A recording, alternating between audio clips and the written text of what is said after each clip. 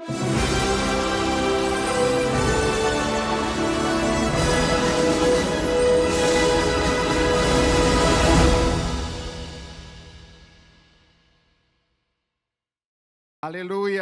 Kingdom Leader, Shalom. Shalom. Mari berikan sorak-sorai tepuk tangan yang meriah buat Tuhan. Haleluya. Senang sekali saya bisa berada di tempat ini. Terima kasih buat Tuhan. Dan terima kasih buat Dedi Arifin yang sudah memberikan kesempatan untuk saya boleh menyampaikan kesaksian di tempat ini. Tapi sebelumnya saya ingin mengajak setiap kita untuk bangkit berdiri bersama-sama. Kita menyerukan seruan khas rock yang saya tunggu dari kemarin belum muncul-muncul, saudara. Ya, suara auman haleluya singa Yehuda yang selalu menjadi khas karena ketika saya berkhotbah di berbagai tempat, ketika saya ucapkan seperti itu, begitu selesai, mereka semua kemudian begitu di ruang transit, di ruang pembicara, mereka kemudian bilang begini, Pak Rio dari rock ya. Saudara, ini trademark kita. Mari kita ucapkan seruan ini dengan auman singa Yehuda. 3 kali. 2, 3. Haleluya. Haleluya. Haleluya. Shout to the Lord. Glory. Haleluya. Silakan duduk saudaraku. Puji nama Tuhan. Nama saya Rio Patislano. Saya berasal dari kota Surabaya.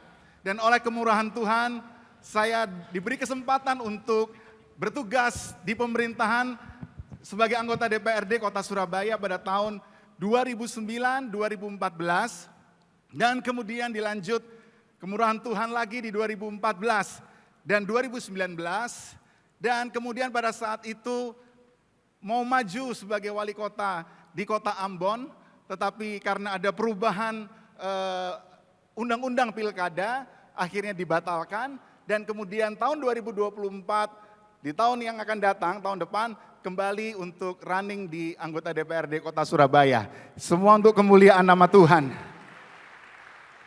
Bapak Ibu Saudara sekalian, tadi malam kita sudah diperlengkapi dengan luar biasa. Dan saya percaya bahwa hari ini pun kita juga akan diperlengkapi dengan dahsyat. Katakan amin. Ada 7 mandate saudara, ada 7 mandate yang harus kita invasi, yang harus kita kuasai. From A to G.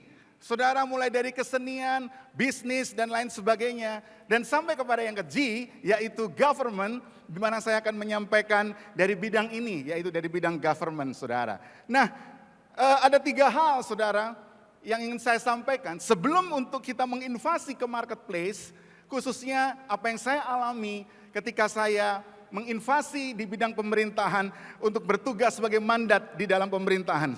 Ada 3 hal saudara ingin saya bagikan kesaksian pada kesempatan ini. Yang pertama saudara, Amsal 29 ayat 18.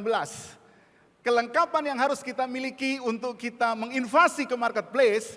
Yang pertama adalah harus punya visi. Mari bilang dengan saya, punya visi. 2, 3. Punya visi.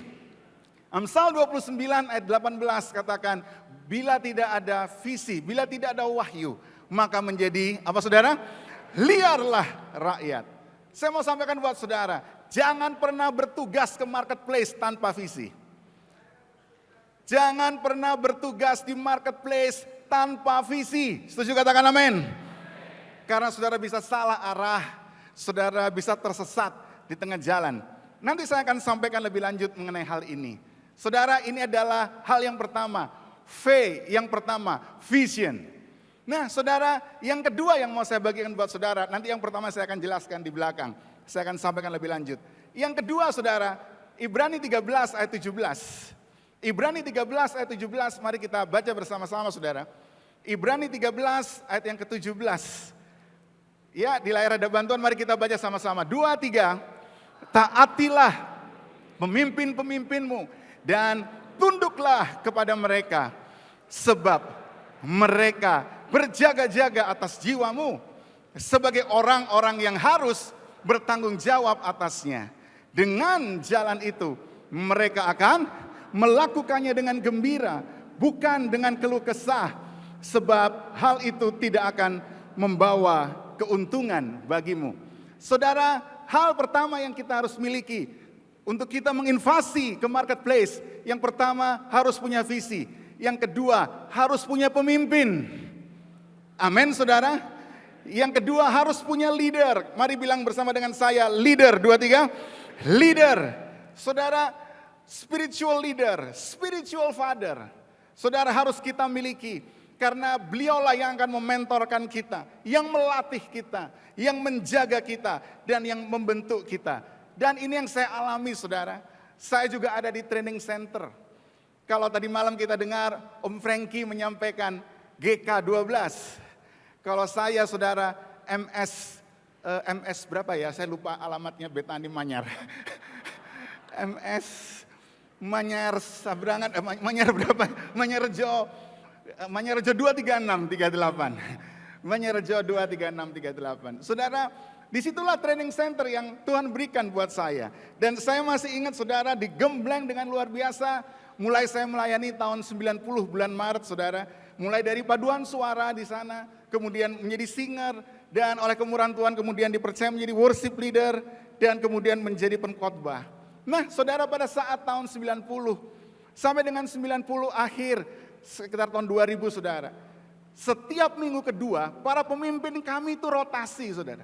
Ya, Dedi Arifin dari Bali khotbah di Manyar di Surabaya. Kemudian Pak Abraham Alex dari Surabaya ke Jakarta di Karsa. Kemudian Pak Niko, beliau dari Karsa bertugas ke Bandung. Setiap minggu kedua saudara.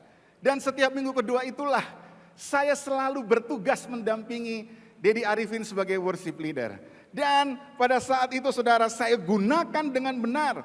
Saya gunakan dengan tepat. Setiap bulan yang saya alami, setiap tahun yang saya alami. Saudara, Dedi Arifin setiap jeda ibadah nggak turun. Selalu duduk di belakang mimbar. Dan itu saya gunakan untuk saya bisa bergaul, saya bisa berbincang-bincang, saya bisa belajar banyak hal. Ada banyak para imam-imam musik pujian, kalau jeda kebaktian turun makan. Benar? Nah, saya tidak saudara. Saya gunakan untuk saya duduk, untuk saya belajar, dan saya menimba ilmu saudara. Dari tahun demi tahun saya lakukan itu saudara. Dan akhirnya, tepat tahun 1998, dari sekian lama, dari bulan demi bulan, tahun demi tahun, akhirnya jubah Elia Pak Arifin berikan kepada saya. Apa itu jubah Elia saudara? Jas ini saudara.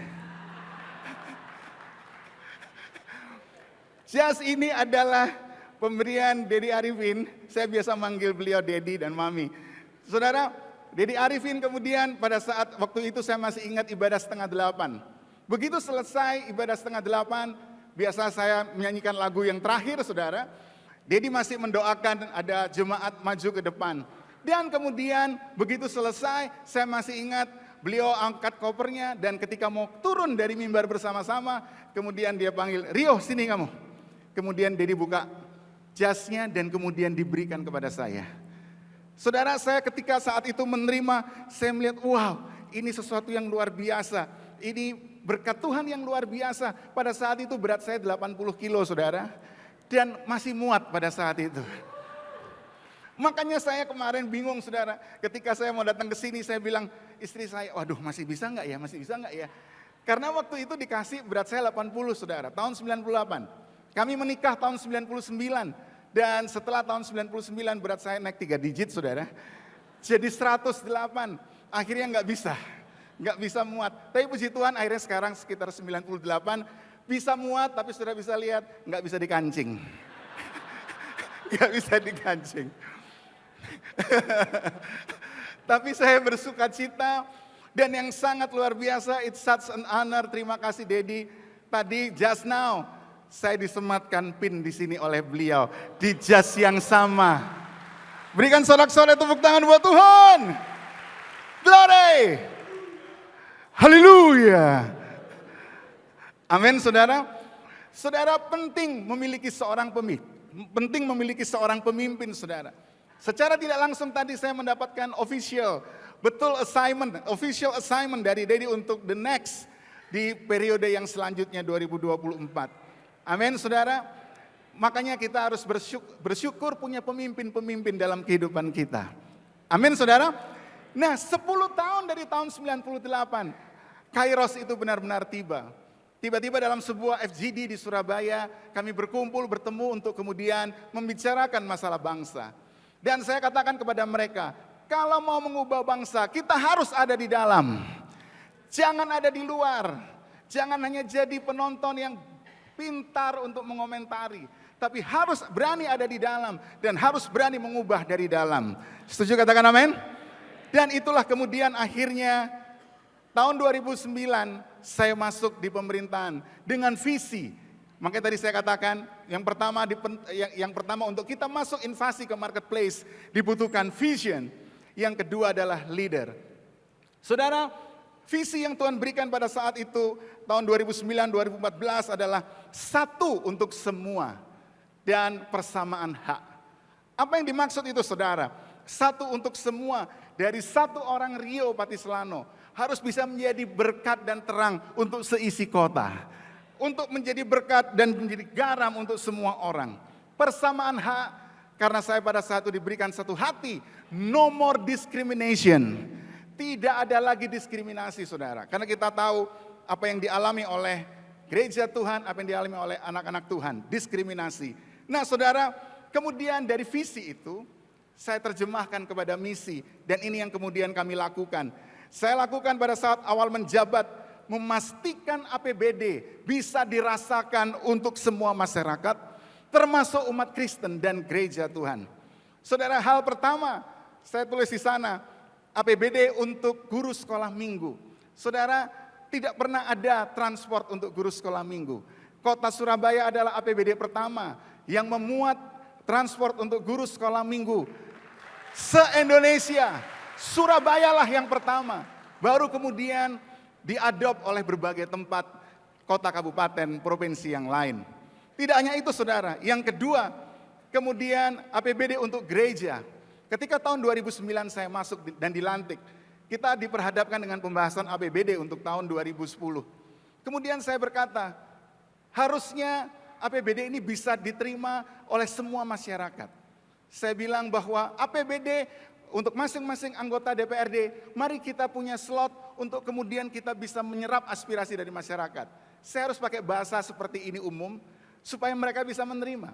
Dan ketika mereka menerima dan mengesahkan, akhirnya slot yang ada pada saya kembalikan semua untuk gereja.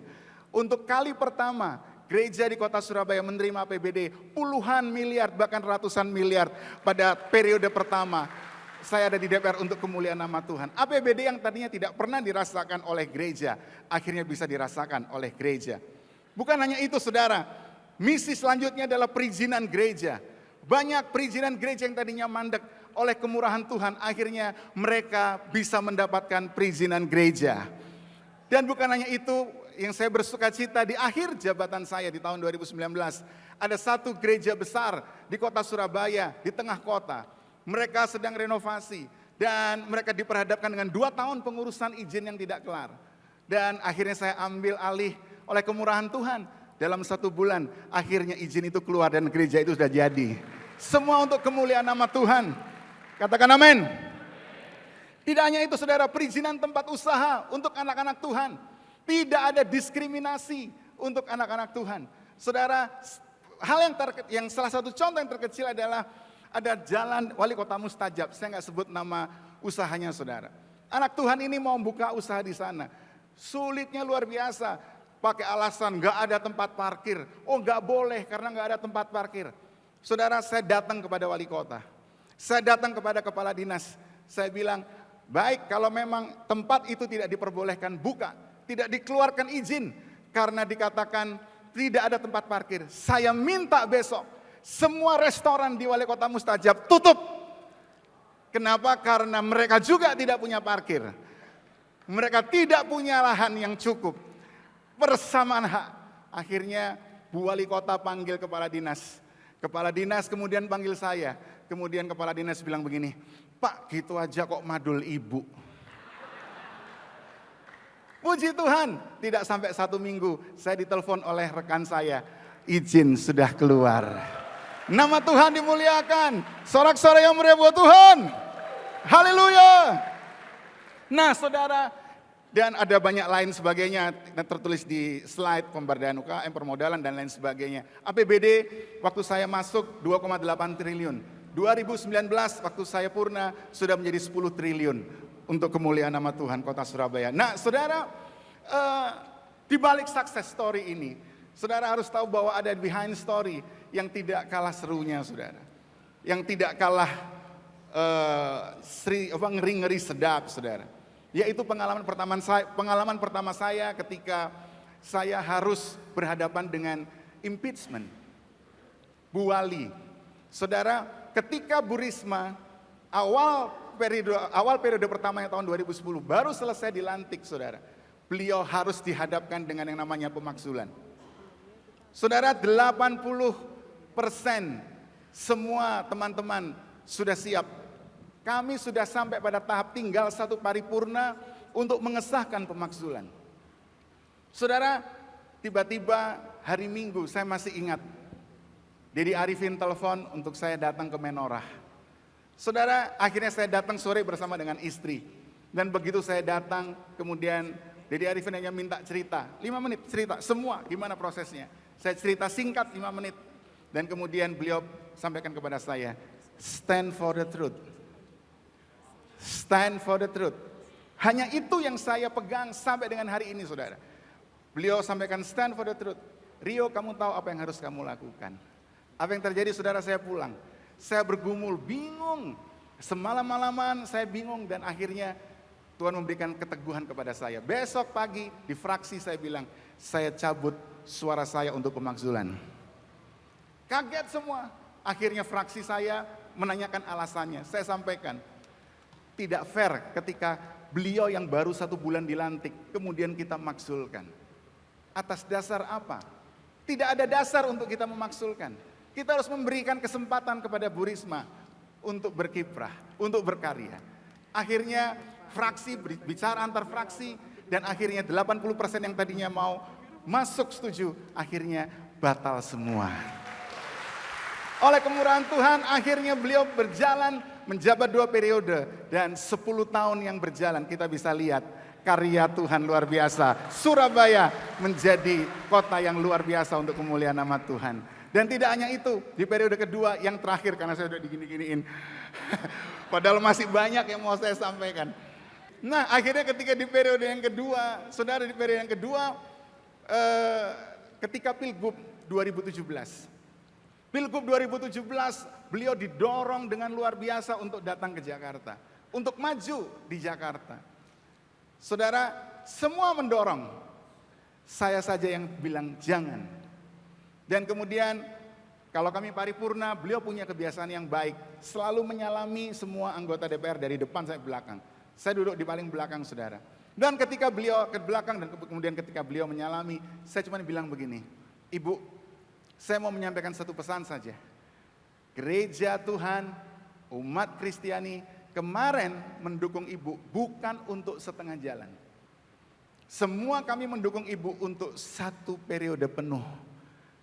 Gunakan itu komitmen, berikan bukti bahwa kita benar-benar mendukung orang yang tepat. Jangan sampai kita berkata pilihan kita salah. Buktikan. Kemudian beliau sampaikan, oh iya. Beliau masih ingat, beliau pernah hadir di IO.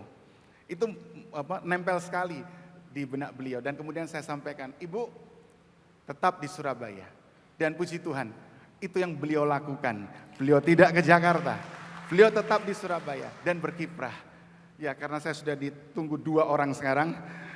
Jadi saya harus sampaikan. Yang penting untuk kita masuk menginvasi ke marketplace. Ingat yang Om Frankie sampaikan tadi malam. Akhirnya nama Tuhan harus dipermuliakan. Haleluya, Tuhan Yesus memberkati. Glory.